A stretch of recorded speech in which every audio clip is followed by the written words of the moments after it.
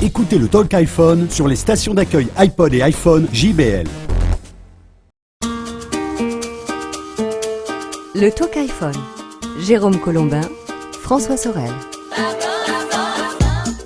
Bonjour à tous et bienvenue, c'est le Talk iPhone, votre rendez-vous bimensuel dédié à l'iPad, à l'iPhone et à l'iPod Touch. Bonjour Jérôme Colombin. Salut François Sorel et salut à tous. On est bien content de vous retrouver après 15 jours d'absence. Vous nous avez manqué, c'était long. D'autant qu'on est à la plage là, avec Jérôme pour tout vous dire. On est presque en vacances. On s'est dit tiens, avant de partir quand même, on va pas les laisser comme ça, c'est pas notre genre. Donc entre deux parties de tennis, tu sais avec les raquettes en bois là, les petites boules en plastique. Oui. Et entre deux parties de ça, on a quand même décidé de vous retrouver pour le Talk iPhone. C'est toi qui dois ranger le canoë, non, à cette fois? C'est vrai. Et c'est moi qui dois passer la crème à la jeune fille qui est juste là à côté. Bon, enfin ça c'est autre chose. Ouais. Bon, Jérôme. C'est bien parti, comme vous pouvez le voir. L'actualité de l'iPhone. Cette semaine, de quoi on parle? De ce bug qui empoisonne les utilisateurs d'iPhone 4. Suivant la manière dont vous tenez votre téléphone, il reçoit plus ou moins bien les réseaux de téléphonie mobile. Et on en parle cette semaine dans le Talk iPhone avec un expert qui nous fait des révélations sur le fonctionnement de l'iPhone. Vous allez entendre ça. Et puis, comme c'est l'été, on vous proposera tout à l'heure avec Laurent, le fondateur du site iPhone.fr, une petite sélection d'applis l'été qui vont vous servir. Météo, festival, bons produits du terroir, on vous en dira plus tout à l'heure. On va voir un drôle de phénomène aussi. Y a-t-il un phénomène de revente des iPads, des déçus de l'iPad qui revendraient leur joujou peu de temps après l'avoir acheté? Eh bien, on en parlera tout à l'heure. Et puis, bien sûr, vous le savez, en filigrane, tout au long de ce rendez-vous, on retrouvera vos messages que vous nous laissez sur le répondeur du Talk iPhone. Je vous rappelle que c'est très simple de nous laisser un message. Vous appuyez sur le petit bouton dictaphone, vous parlez, vous nous laissez votre message, vous discutez de choses et d'autres, vous partagez votre passion avec nous concernant l'iPhone. Et puis, vous nous envoyez ça à l'adresse suivante: répondeur@lachaînetechno.com. Allez, soyez les bienvenus, c'est parti pour le Talk iPhone. Et donc, pour débuter ce Talk iPhone, Jérôme, allez, première rasade du répondeur du Talk iPhone, on y va? C'est parti. Et on commence par Caroline. Bonjour Jérôme et François, je prends ma voix la plus sensuelle possible pour oui. vous dire que c'est bien dommage de ne laisser aux filles que la possibilité de parler de façon comme sur 3615 Ulla pour vous laisser des messages sur le Talk iPhone. C'est vraiment dommage. Pourquoi? Car nous avons autre chose que juste des voix sensuelles. Mais on le sait. Moi j'adore les messages sûr. de Nathalie parce qu'ils sont intelligents et intéressants. Et voilà, c'est tout ce qui m'intéresse dans les messages en fait. C'est ce qu'il y a dans le message, pas uniquement les voix. Voilà, c'est bien d'avoir une jolie voix, mais les filles, elles ont des voix différentes. On n'est pas toutes obligées de parler comme ce 3615 là. Alors ça c'est vrai. Bon, petite précision quand même, si vous écoutez le Talk iPhone pour la première fois, l'histoire... Si vous avez raté le début, vous savez... Si vous avez raté les 14 premiers épisodes, Nathalie est une auditrice fidèle du Talk iPhone qui nous envoie régulièrement des messages et qui a une voix... que voulez-vous, particulièrement agréable. Voilà, c'est vrai. Et donc, nous, alors bon, on s'est attaché.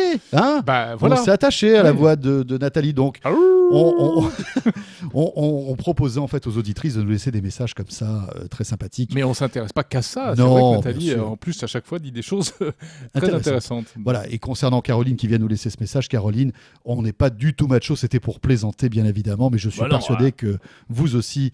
D'ailleurs, 3615 Ulla, Jérôme, ça doit te rappeler de bons souvenirs, ça, non? Écoute, non, j'étais pas né, moi. Bon, cela dit, si tu es de sexe féminin et que tu as une voix de camionneuse, ça nous intéresse aussi. Ah oui, ça m'intéresse. Oui, bonjour, c'est Arnaud en direct de Londres. Donc, je souhaitais vous faire part d'une information par rapport à l'iPhone 4. Donc, il faut savoir que ici, il est proposé gratuitement à partir d'un forfait de 70 livres, donc 85 € environ par mois, chez tous les opérateurs, y compris chez Orange. Voilà. Bonjour, c'est Florent de Bordeaux. Je répondais à la question concernant le support TomTom pour l'iPhone 4. Je suis dans ma voiture, mon iPhone 4 est sur le support et tout fonctionne très bien. Modulo, une petite bande de velcro qu'il faut positionner sur la partie noire plastique en haut du support. Et avec cette petite épaisseur supplémentaire, le contact se fait très bien. Continuez votre émission et bravo, à bientôt. Bonjour, Bruno de Paris. Savez-vous comment faire pour imprimer à partir de l'iPhone ou à partir de l'iPad Existe-t-il une application qui nous aide à imprimer un texte, un fichier, une photo ou n'importe quoi? Merci. Bonne question, ça. Bonne François. question. Alors tu sais quoi, j'ai la réponse, Jérôme. Il s'améliore. existe quelques applications justement compatibles qui permettent de transformer ton iPad, en tout cas d'imprimer tout ce qui s'affiche sur ton iPad, photos, mails, pages internet, etc. Moi j'en ai sélectionné une qui s'appelle Print Magic, qui coûte 5,49 € sur l'App Store. Ah oui, quand même. Mais, car il y a un mais, il faut que ton imprimante soit Wi-Fi, Jérôme. D'accord. Wi-Fi est vraiment Wi-Fi. C'est-à-dire que, par exemple, moi, j'ai une imprimante non Wi-Fi connectée à un ordinateur et ensuite, elle se retrouve sur le réseau. Mais là, ça marche pas, je crois. Non, même si elle est connectée, par exemple, sur tes WC, ça marchera pas non plus. Hein. Mais en revanche, ce qui est bien, parce que je l'ai testé, dès que tu installes l'application, il scanne ton réseau, il te trouve les imprimantes tout seul. D'accord. Chez les voisins, c'est plutôt pas mal. Non, sur ton réseau perso, bien sûr. D'accord. Voilà, ça s'appelle Print Magic. Bon, bah c'est bien. On se couchera moins bête.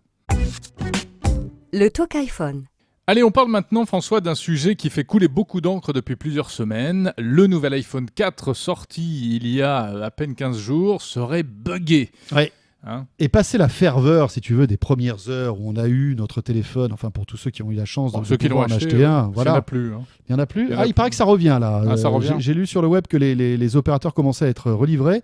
Mais c'est vrai que passer les premières heures, vous avez été pas mal sur les forums, en l'occurrence sur le forum d'iPhone.fr, mais un peu partout sur le web, à commencer à critiquer cet iPhone 4. Alors ça a commencé par ce bug d'antenne, hein, Jérôme. On rappelle de quoi il s'agit. Partout, hein. C'est quand même rigolo. C'est-à-dire que suivant la manière dont vous tenez votre téléphone, si vous coincez le coin inférieur droit de l'iPhone dans le creux de votre main, eh bien, il n'y a plus de réseau. Ouais, la main gauche, exactement. Voilà, ça fait disparaître les petites barres qui indiquent que le réseau, qu'il n'y a plus de réseau 3G. Bon, on va y revenir dans quelques instants parce qu'on aura un spécialiste des ondes radio qui nous en parlera. Et oui. Mais il y a d'autres bugs. Et alors ça, ce sont des bugs plus ou moins perso que moi j'ai pu rencontrer parce que c'est vrai que j'ai la chance de pouvoir tester ce téléphone depuis quelques jours. La première chose, auparavant j'avais un 3GS, Jérôme, et je me retrouvais souvent dans des endroits bien particuliers, par exemple on ne demande pas de détails. Hein. Non, mais par exemple, je fais un petit peu de sport de temps en temps, et l'endroit où je fais du sport, si tu veux, était un endroit où le réseau passait pas forcément super bien. Il fait du sport dans les souterrains à Paris, voilà, fait, c'est ça. Dans le tunnel du métro. Dans les égouts. Quoi que ça passe bien dans le métro. J'adore faire du canyoning dans les égouts, c'est tellement sympathique. Il y a des rats et tout. J'adore. Donne des coups de latora, c'est un régal. Non, donc il y a des endroits, en fait, avec mon 3GS où je perds du sport gore avec François Sorel. Je peux expliquer ou pas mes bugs, hein? Vas-y. Donc, à des endroits bien précis, mon 3GS captait la 3G et était la plupart du temps en 3G. À ce même endroit, avec l'iPhone 4, je ne capte pratiquement plus de 3G. Donc, ça veut dire que malgré tout, en étant chez le même opérateur, avec un téléphone différent, donc du 3GS à l'iPhone 4. En gros, il marche moins bien. Voilà, et tu sais comment je m'en suis rendu compte? Non. Avec le stream des radios. Toujours dans l'égout. J'écoute beaucoup de radios streamées, tu vois, quand je fais du sport. Il va nous raconter sa vie longtemps. Encore. Et avec le 3GS, ça marchait, et avec l'iPhone 4, ça ne marche pas. D'accord. Alors, tu plaisantes, mais moi, je trouve que c'est quand même assez sérieux. C'est important, il y a plusieurs personnes comme toi dans la détresse en ce moment. Qui ont des petits problèmes de réseau. Bon, alors, ça tombe très bien, parce que... Attends, moi, j'avais un autre problème aussi. Bon, bah, vas-y. Non, mais c'est le capteur qui moi, de temps en temps, quand je téléphone avec l'iPhone 4, peut-être que vous aussi, vous avez remonté ce bug-là. J'ai le téléphone à l'oreille. Eh bien, ma joue, en fait, va déclencher, sans faire exprès, soit le haut-parleur, soit les touches, si tu veux. Donc, ça, c'est très pour ça que quand je t'appelle, des fois, tu entends pip, pip, pip, pip. Oui, mais là, ça m'énerve, je raccroche en général. Voilà. Bon, ça, c'est deux bugs que j'ai pu remarquer. Eh bien, en fait, selon un expert qu'on a interrogé, que vous allez entendre tout de suite, l'iPhone ne serait pas si parfait que cela. Et c'est Bruno Salgue, qui est enseignant à l'Institut national des télécoms, qui le dit. En fait, cette histoire d'antenne, notamment, dont on parlait il y a un instant, elle cache un problème beaucoup plus grave. C'est tout ce qu'on appelle l'étage radio, c'est-à-dire le module radio de l'iPhone, qui, en fait, ne serait pas tip-top. Et on écoute les explications de Bruno Salgue. Oui, alors je dis que c'est beaucoup plus grave. Enfin, c'est pas du tout l'explication qui est de l'antenne, est une explication un peu farfelue. Et vous comprenez bien qu'aujourd'hui, avec des fréquences dans lesquelles on est ou dans lesquelles l'antenne est quasiment inutile, l'explication par l'antenne est un peu farfelue. Aujourd'hui, qu'est-ce qui se passe sur nos téléphones les plus modernes? C'est que non seulement on contrôle l'étage, enfin en gros, le téléphone mobile, c'est 2 étages, un étage de radio et un étage d'application. Auparavant, on ne contrôlait que l'étage d'application. Maintenant, on contrôle l'étage d'application et l'étage radio. Et aujourd'hui, le chipset qui devient de plus en plus compliqué, bug de plus en plus, comme c'est normal dans ce genre de situation. Et alors vous dites, ce qui est responsable notamment de ce problème, c'est la carte micro SIM. On ne comprend pas bien pourquoi. Alors, qu'est-ce qui se passe aujourd'hui chez les opérateurs? Les opérateurs vont adopter des forfaits qui vont être différents selon les clients. Donc pour que les forfaits soient différents selon les clients, on va leur autoriser d'accéder à plus ou moins de places de fréquence. Et donc aujourd'hui, on va contrôler votre téléphone mobile, non seulement dans l'étage application, mais aussi dans l'étage radio. C'est-à-dire qu'on met plus d'intelligence dans le réseau. On met plus d'intelligence dans le réseau et on aussi met plus d'intelligence dans la carte SIM qui permet de faire le lien entre le téléphone mobile et le réseau. Donc, mettant plus d'intelligence dans la carte SIM, on va aussi contrôler l'étage radio de votre téléphone mobile. Et c'est ce que fait aujourd'hui les phones de Apple, de façon à ce que les opérateurs puissent offrir des offres différentes selon les clients, avec différentes capacités d'accès à la radio et différentes vitesses d'accès à la radio. Mais alors attendez, Bruno Salk, si on revient au problème de l'antenne, là, du fait que quand on tient le téléphone d'une certaine manière, la réception semble faussée. Quel est le rapport avec tout ça, finalement? Alors, en fait, le rapport c'est pas l'antenne qui est mise en cause, en fait, c'est l'étage radio qu'ils ont mis en place qui est en cause. Et l'antenne a assez peu d'effet, puisque la présence du corps humain dans les fréquences en question a assez peu d'effet sur les étages radio. En fait, ce qu'ils ont, c'est largement des problèmes de gestion des fréquences radio, et donc ils l'ont caché sous les problèmes d'antenne. C'est-à-dire quoi? L'iPhone est un mauvais téléphone? On peut dire que l'iPhone est un mauvais téléphone, ça serait faux de dire que l'iPhone est un mauvais téléphone. L'iPhone a une gestion particulière des étages radio, de façon à ce qu'un abonné de l'iPhone n'utilise pas toutes les ressources disponibles sur le réseau. Est-ce qu'on peut imaginer que c'est un vrai défaut de conception qui puisse remettre en cause l'existence de ce téléphone, ou alors que Apple fasse une modification dans les semaines ou les mois qui viennent? Alors, moi je pense qu'il y a 2 personnes qui vont faire des modifications. Il y a Apple et aussi les opérateurs par eux-mêmes qui vont vous envoyer des modifications du contenu de votre carte SIM, enfin de votre carte micro SIM, de façon à adapter votre carte micro SIM au réseau. Vous avez sûrement eu sur votre téléphone mobile régulièrement un message de votre opérateur disant qu'il met à jour votre carte SIM et qu'elle serait remise à jour dès lors que vous allez éteindre et rallumer votre téléphone mobile. D'après vous, ce sont donc des problèmes qui peuvent se régler avec de simples mises à jour logicielles, ou bien il y a des vrais problèmes de hard? Alors, je pense aussi qu'il y a des vrais problèmes de hard pour des raisons autres qui n'ont rien à voir avec Apple. Aujourd'hui, les fournitures en chipset sont assez rares, et donc les opérateurs et les acteurs dans ce domaine, enfin les opérateurs, pas de télécommunications, les opérateurs manufacturiers du secteur ont tendance à livrer des chipsets qui ne sont pas conformes complètement à la spécification, mais comme on manque de chipsets, les constructeurs globalement acceptent de prendre des chipsets qui ne sont pas complètement conformes. Merci Bruno Salg, enseignant à l'Institut national des télécoms. Alors c'est un peu technique ces explications, François, mais c'est pas inintéressant, hein. En tout cas, une chose est sûre, c'est qu'une mise à jour importante va bientôt arriver pour l'iPhone 4 qui, en théorie, réglera quelques-uns des problèmes de réseau. Est-ce que ça réglera tout? Écoutez, on le saura lorsque cette mise à jour sortira. Le Talk iPhone. Jérôme Colombin, François Sorel. Bon, Jérôme, puisqu'on est dans la famille, tout va mal, je voudrais maintenant la fille. Oui, c'est-à-dire? Après le bug de l'iPhone 4, les gens... Les mécontents de l'iPad. Voilà, les possesseurs d'iPad seraient très nombreux à vouloir revendre leur appareil, et ils le font sur des sites spécialisés, tu sais, de vente d'occasion. Mais alors, qu'est-ce que c'est que cette histoire-là? Effectivement, c'est sur le site 2foismoincher.com, on va les citer. Hein, il paraît qu'il y a pas mal d'internautes qui revendent leur iPad et qui expliquent pourquoi. Alors, je revends mon iPad parce que je m'en sers pas. C'est une bonne raison, effectivement. Je l'avais acheté par curiosité parce que c'était la mode, mais en fait, je n'en ai pas d'utilité. Un autre aussi qui dit à peu près la même chose. Les applications sont trop chères, etc. Ouais, etc. je ne m'en sers que 4 heures par semaine, donc j'estime que ça ne suffit pas pour que je puisse le conserver. Voilà, je pensais pouvoir faire sécher le linge avec, ça ne sert à rien. Voilà, bon, pour un plateau Là, on en repas, c'est rajoute. trop petit, j'arrive pas à rentrer mon sandwich dessus. Enfin bon, bref, des trucs, vous voyez, comme ça, quoi. Non, il y a des vrais messages. Comme vous a dit au début, c'était vrai. Oui. Et, bon, alors, c'est vrai que c'est assez... ça Troublant, interpelle, hein, c'est, ça, c'est hein. assez troublant. Est-ce que vous êtes dans le même cas ? Est-ce que vous faites partie de ceux qui auraient craqué pour l'iPad parce que c'était la mode et qui aujourd'hui, vous vous rendez compte que peut-être ça remplit pas tous ces... Oui, au-delà de l'effet waouh, un peu le fait de se dire waouh, c'est vraiment top comme produit, etc.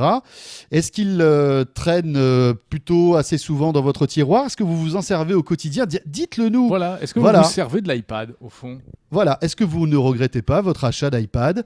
Eh bien justement, laissez-nous vos messages par le biais du dictaphone. Vous appuyez sur la touche dictaphone sur votre iPhone, vous nous laissez votre message « Oh, j'aime bien l'iPad !»« Oh, j'aime pas l'iPad !» Et vous nous envoyez ça sur l'adresse suivante, répondeur@lachaînetechno.com, et on diffusera vos messages, bien sûr. Et voilà, comme nous y sommes, on écoute maintenant tout de suite vos messages envoyés depuis 15 jours. Le répondeur. Salut le Talk iPhone, c'est Dorian de Montreux en Suisse. J'aurais juste en fait une petite remarque à faire par rapport à la toute dernière mise à jour d'Apple. C'est le multitâche. Je le trouve inutile parce que la plupart des applications ne tournent pas en tâche de fond. Genre j'ai une station radio, une application, puis quand je la mets en tâche de fond et que j'aimerais la laisser de côté et aller lire mes mails, elle s'arrête tout de suite. Je sais pas pourquoi, je trouve un peu dommage. Là je suis très déçu par ce système. Et d'ailleurs, lorsque je laisse mon iPhone tourner 2 jours, 3 jours sans l'éteindre, les applications, elles s'accumulent, elles se tassent. Alors, c'est quand même obligatoire de les supprimer pour qu'elles cessent de travailler en tâche de fond et qu'elles ralentissent le système, quoi. C'est vraiment fastidieux à la longue. Bonjour, c'est Frédéric de Vanves dans le 92. J'appelle pour répondre en fait à l'auditeur qui avait un problème avec les mails, les envois de mails depuis l'iPad. Alors, il faut savoir qu'en général, les opérateurs... comme Free par exemple, bloque par défaut l'envoi de mails qui sont faits en fait en utilisant un autre serveur de mail sortant que celui de l'opérateur, donc en l'occurrence smtp.free.fr. Donc s'il utilise en fait un autre serveur de mail sortant, il faut qu'il aille dans sa console de gestion Free, dans la partie Internet, dans mes autres options Internet, et qu'il décoche la case blocage sortant SMTP. Alors après, il faut savoir que les opérateurs font ça pour lutter contre le spam, donc c'est à faire en toute connaissance de cause. Et donc s'il lâche des amis, en fonction de la configuration de leurs amis, enfin de ses amis, il peut se retrouver à ne pas pouvoir envoyer de mails sortants. Donc voilà. Bonjour François, bonjour Jérôme, c'est Guillaume de Marseille. Et bonjour à vos auditeurs Brian et Nathalie. Voilà, j'aimerais savoir s'il y a un médecin qui écoute l'émission et s'il pourrait me dire comment s'appelle la maladie qui fait qu'on regarde toutes les 10 minutes son iPhone. Voilà, c'est mon cas, je suis tout le temps en train de manipuler mon iPhone, même si j'ai pas d'email, pas de SMS, il faut toujours que je bouge les pages. Voilà, c'est peut-être un talk iPhone. Merci beaucoup, à bientôt, au revoir. Très joli. Alors là, un talk iPhone. Grandiose. Moi, là, franchement, Guillaume de Marseille. Allez, l'OM. Moi, je dis que ça. Bravo. Félicitations. Bravo. Là, c'est quoi la maladie ? C'est l'iPhonotactylomanie. Voilà, c'est ça. C'est l'iPhonotactylomanie. Ouais. Ça se soigne, oui. Ça se soigne pas. En fait, il faut acheter un HTC Desire pour que ça disparaisse. Voilà. Bon, l'actualité cette semaine, ça vous a peut-être échappé, enfin si jamais ça vous a échappé, à signaler rapidement, c'est l'arrivée sur l'iPhone de l'application Messenger. Ouais. C'est pas rien ça, la messagerie instantanée de Microsoft. Et Microsoft arrive donc avec une appli officielle sur l'iPhone, c'est quand même rigolo, hein, alors ouais. que Apple et Microsoft sont des concurrents incroyables. Mais voilà, pour Microsoft, ils n'ont pas le choix, ils sont obligés aujourd'hui, pour faire perdurer le succès en fait de Messenger, de créer une application iPhone. Oui, alors il y avait déjà des Messenger-like, hein, il y avait des choses qui étaient un peu de la bidouille. Qui n'étaient pas des applis officielles, voilà. qui permettaient de se connecter à Messenger. Là, c'est l'appli officielle, c'est vrai, elle arrive, mais elle a quand même mis des années avant d'arriver. Elle est très agréable, cela dit. Elle très est agréable, bien. très complète. Voilà, on peut chatter donc directement depuis son iPhone. Est-ce qu'elle est compatible multitâche ? Parce que c'est ça qui est intéressant, je ne crois pas. Non, elle n'est pas compatible multitâche, mais en revanche, elle a le push. Oui, mais je sais ce qui se passe, c'est-à-dire que dès que vous lancez l'appli Messenger, puis ensuite vous partez faire autre chose, et votre statut passe sur offline, quoi. Ouais, voilà. Et puis on peut regarder ses mails aussi de ses comptes Hotmail, Messenger. Tiens, autre chose au niveau des applis, Deezer et Spotify, vous savez, les deux grosses applis qui vous permettent, via un abonnement mensuel, d'écouter la musique que vous voulez, quand vous le voulez, en 3G et en stream, sont passés à l'iOS 4, ce qui veut dire que maintenant vous pouvez écouter Deezer ou Spotify et faire autre chose avec votre iPhone. Ça, c'est véritablement une belle avancée. Ouais, c'est quoi faire autre chose?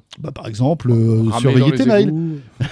Non, mais checker tes mails, surfer sur Internet et continuer à écouter de la musique, ce qui n'était pas le cas avant, puisque c'était des applications, on va dire, monotâches. Bon, c'est bien tout ça.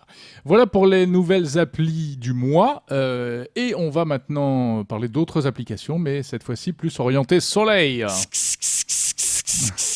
Ah oui, je sais que je fais bien là. Pas mal. Moi, je vais t'imiter le bruit du pastis.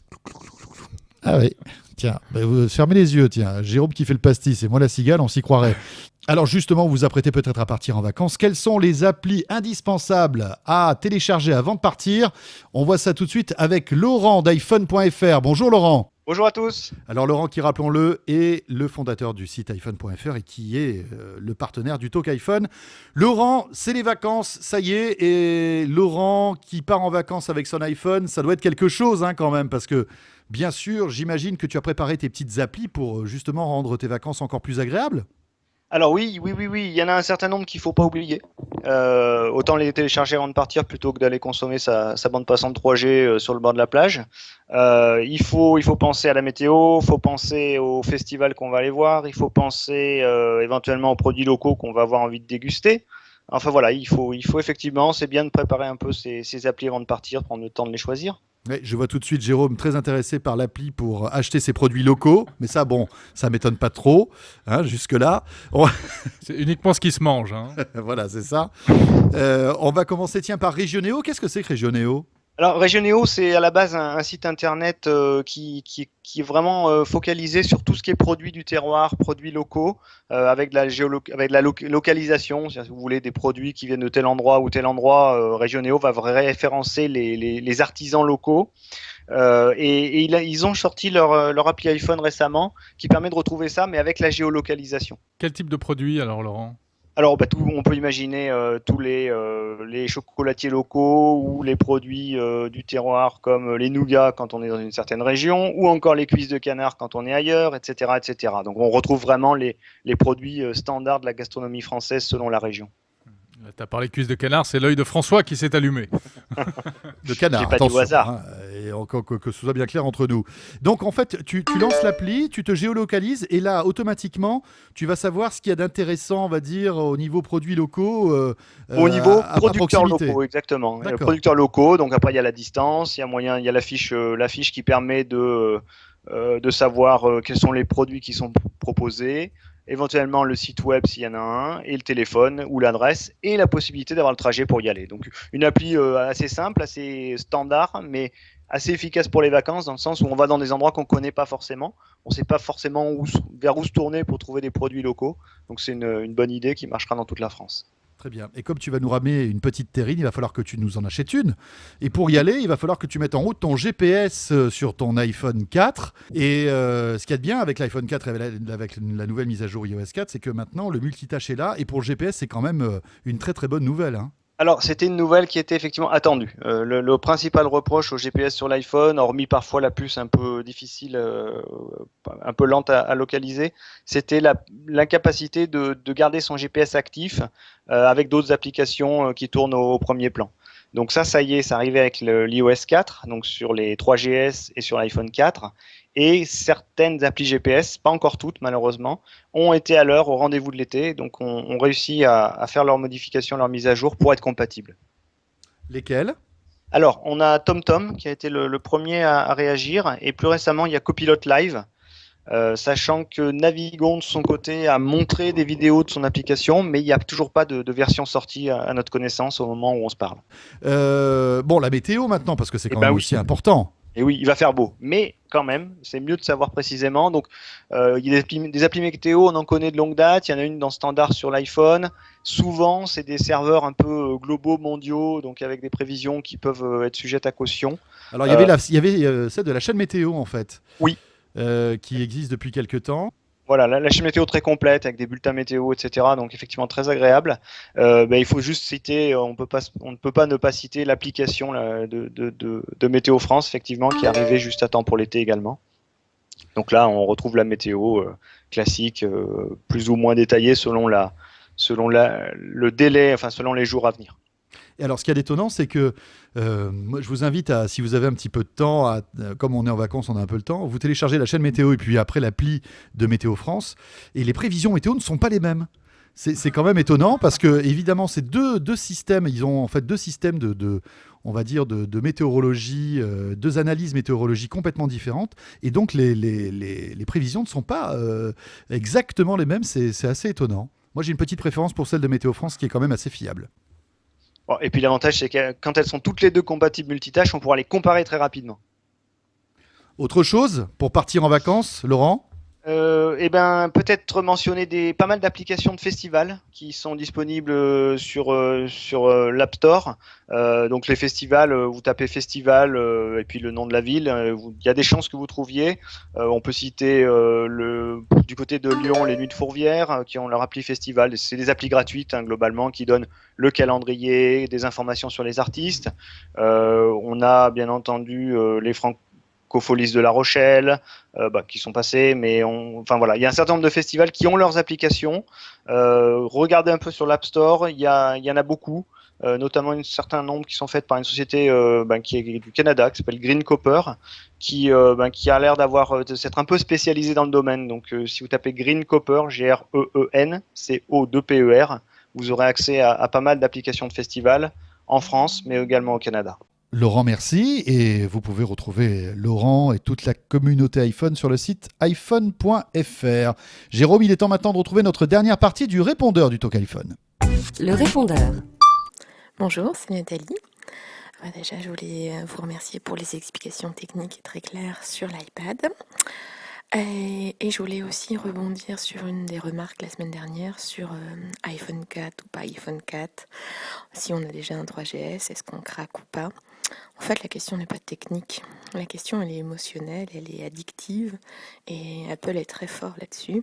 Donc évidemment, oui, on va tous l'acheter. Et vous les premiers. Et moi aussi. Je ne l'ai pas encore, mais je vais me dépêcher. Je voulais aussi... vous remercier. Une bise, ça fait toujours plaisir. Donc, même si elle est virtuelle, je fais une bise à tous les auditeurs du Talk iPhone. Et bien sûr, une bise à vous deux, Jérôme et François. À bientôt. Et ben voilà, c'était Nathalie. On l'a eu enfin, notre bise. Il a fallu du temps, hein. Ouais, mais on l'a eu. Tu sais quoi, François ? Je me demande si on l'a pas déjà passé la semaine dernière, ce message de Nathalie. Mais c'est pas grave. Moi, ça me dérange pas. On pourrait le repasser la semaine d'après. Et voilà, donc... Bon. C'était bien. Allez, bien un peu de place pour les autres aussi. Bah oui, quand même. Bonjour Jérôme, bonjour François, Thierry, Anthony, j'adore votre émission, je vous félicite, c'est bien. J'ai l'habitude de la télécharger sur le podcast. Une petite suggestion, j'adorerais voir la belle Marie avec sa voix si suave c'est pas Marie, dans votre c'est émission, Nathalie. donc si un jour vous aviez l'idée de l'inviter, pourquoi pas. Je voulais juste vous parler de l'iOS 4 que je trouve très bien, fluide, rapide, qui apporte énormément de plus à mon 3GS. Juste un petit bémol, c'est que j'avais l'habitude de voir apparaître mes favoris dans mon répertoire en double-cliquant sur le bouton Home. Et évidemment, ça a disparu au profit du multitâche. Donc, je trouvais ça très pratique et je voulais savoir si on pouvait le réactiver d'une manière ou d'une autre. Je vous remercie et à bientôt. Alors ça, je suis entièrement d'accord avec toi. Je comprends pas pourquoi cette fonction super pratique a disparu. Tu tutoies les auditeurs, toi. Tu l'as jamais vu, tu sais pas qui c'est. Toi, oh, ça y est, je suis d'accord avec toi. Non, comprends. Il a l'air sympa. Ah d'accord, ok. Donc, je n'ai pas la réponse. Je sais pas effectivement comment maintenant on peut accéder directement à la liste des favoris, c'est-à-dire les numéros de téléphone favoris, puisqu'avant il suffisait de double-cliquer sur le bouton de l'iPhone, ça marche plus. Encore une fois, un appel à la communauté. Vous avez la bonne réponse. Vous avez la réponse. Eh bien, vous nous envoyez un petit message. Salut Jérôme, salut François, c'est Vedi de Rouen.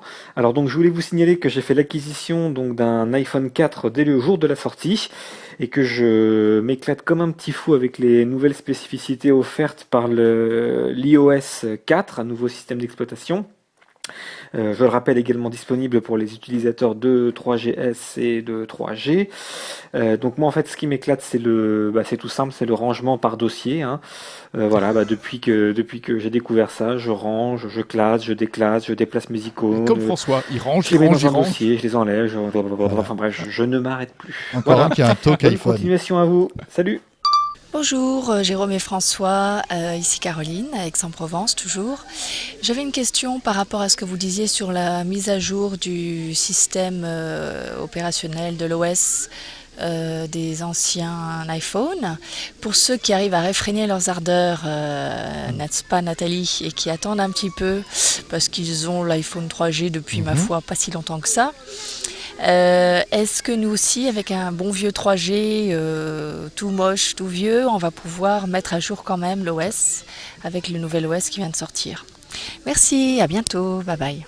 Ah ça c'est une excellente question. Faut-il faire la mise à jour logicielle sur l'iPhone 3G qui est déjà un petit peu ancien? Donc pas le 3GS, là on parle du 3G, a priori pour Caroline. Alors si Caroline a branché son iPhone sur iTunes, effectivement iTunes lui propose de mettre à jour son téléphone en 4.0. Et là elle hésite.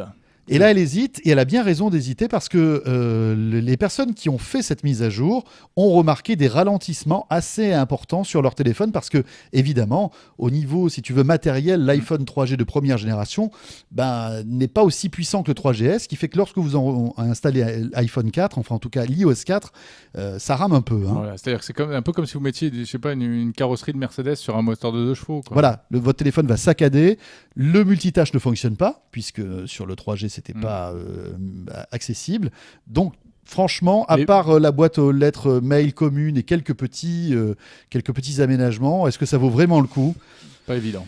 Pas évident. Et on peut revenir en arrière ? Et je ne crois pas. C'est ça le problème. Je crois un qu'on chemin peut pas revenir sans en retour. Arrière. Voilà. Bon, est-ce que nous, on est sans retour ? Non, on va revenir. Oui, on va revenir encore la semaine prochaine. Non, dans 15 jours. Dans 15 jours, voilà. Dans 15 jours. Avant les vacances. Ce sera le dernier numéro du Talk iPhone avant les vacances. Voilà.